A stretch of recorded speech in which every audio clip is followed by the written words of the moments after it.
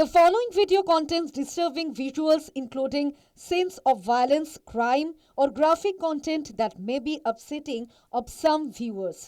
এই ভিডিওর উদ্দেশ্য কোনোভাবেই সহিংসতা প্রচার, সমর্থন বা দর্শকদের আঘাত করা নয়। আবারও সেই সেবাশ্রয় ডায়মন্ড হারবারে তৃণমূল সাংসদের স্বাস্থ্য শিবির সেবাশ্রয়ে এবার মর্মান্তিক কাণ্ড। অভিযোগ, সেবাশ্রয়ে চিকিৎসার পরে একরত্তি মেয়ের হাত কেটে বাদ দিতে হয়। বুধবার ডায়মন্ড হারবার পুলিশ জেলার সুপারের কাছে লিখিত অভিযোগ দায়ের করেছে পরিবার। ডায়মন্ড হারবারে তৃণমূল সাংসদের স্বাস্থ্য শিবির সেবাশ্রয়ে বেনিয়মের ভুরি ভুরি অভিযোগ সামনে আসছে। এবার সেই তালিকায় যুক্ত হলো আরও এক মর্মান্তিক কাণ্ড। দক্ষিণ 24 পরগনার বিষ্ণুপুর থানা এলাকার বাসিন্দা কৃতি মান্নার পরিবারের অভিযোগ, জন্ম থেকেই রক্তনালীর বিরল জটিল রোগে আক্রান্ত তাদের শিশু কন্যা। জন্মের পর থেকেই তার চিকিৎসা শুরু হয়। কলকাতার একাধিক হাসপাতালে তার চিকিৎসা হয়। চিকিৎসার জন্য তাকে ভেলোরে নিয়ে যাওয়া হয়েছিল। 2024 সালে মার্চ মাস থেকে দিল্লির এইমস হাসপাতালে চিকিৎসকদের তত্ত্বাবধানে চিকিৎসা শুরু হয়। তবে বিরল কঠিন রোগের সঙ্গে লড়াই করার পথে বাধা হয়ে দাঁড়িয়েছিল অর্থ। তাই শিশু চিকিৎসায় আর্থিক সহায়তার জন্য অভিষেক বন্দ্যোপাধ্যায়ের দ্বারস্থ হন এই পরিবার। এইমসে চিকিৎসা চালু রাখার জন্য অর্থ সাহায্য করার পরিবর্তে অভিষেকের সেবাশ্রয়ের ক্যাম্প এই শিশু চিকিৎসার ব্যবস্থা করবে বলে আশ্বাস দেন। অভিযোগ, সেই আশ্বাস মুখেই ছিল, কাজের কাজ কিছু হয়নি। এরপর 1 বছর তাদের ঘোরানো হয়। এরপর শেষে জানিয়ে দেওয়া হয় যে সাংসদ কিছুই করতে পারবেন না। তারপর তারা আবার দিল্লিতে নিয়ে যায় মেয়েকে চিকিৎসার জন্য। তখনই চিকিৎসকরা জানিয়ে দেন অনেক দেরি হয়ে গিয়েছে, সেই কারণে কৃতির ডান হাত কেটে বাদ দিতে হয়।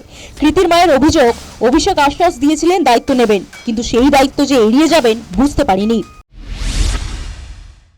অভিষেক ব্যানার্জি আশ্বাস দিলেন যে আপনারা চিন্তা করবেন না, এই বাচ্চার পুরোপুরি দায়িত্ব আমি নিচ্ছি, বাচ্চাকে সুস্থ করে তার পড়াশুনোর দায়িত্বও আমার।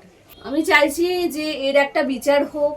আমার বাচ্চাটা যে এতটা সময় গ্যাপ চলে গেল, 1 বছর যে সঠিক চিকিৎসা না হয়ে যে বাচ্চাটার একটা হাত বাদ দিতে হলো, তার একটা বিচার নেই।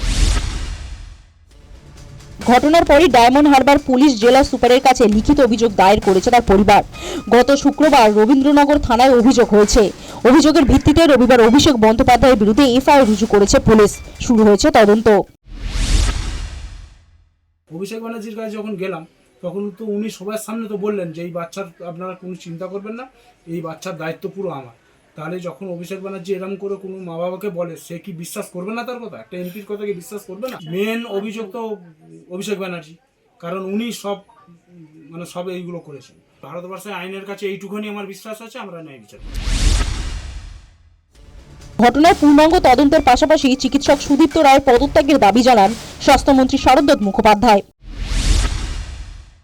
সেবার নামে নাটক হয়েছিল। ভোটের রাজনীতিতে ভোট কুড়ানোর জন্য নিরীহ মানুষ প্রাণ অঙ্গহানি করিয়ে মাসুল দিয়েছে।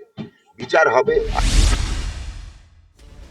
অভিষেক বন্দ্যোপাধ্যায় সেবাশ্রয় নিয়ে গুচ্ছ গুচ্ছ অভিযোগ উঠেছে। হোমিওপ্যাথি ডাক্তারদের দিয়ে অ্যালোপ্যাথি চিকিৎসা থেকে শুরু করে অনুমতি ছাড়া সরকারি হাসপাতাল থেকে এক্সরে, ইউএসজি মেশিন আনার অভিযোগ উঠেছিল। অভিযোগ উঠেছে সেবাশ্রয় ক্যাম্পের জন্য ডেকোরেটরসের অর্থ না দেওয়ারও। সেই আবহে আবার অভিষেকের সেবাশ্রয়ের বিরুদ্ধে নতুন অভিযোগ সামনে আসায় বিপাকে একদা তৃণমূলের second in command. News time.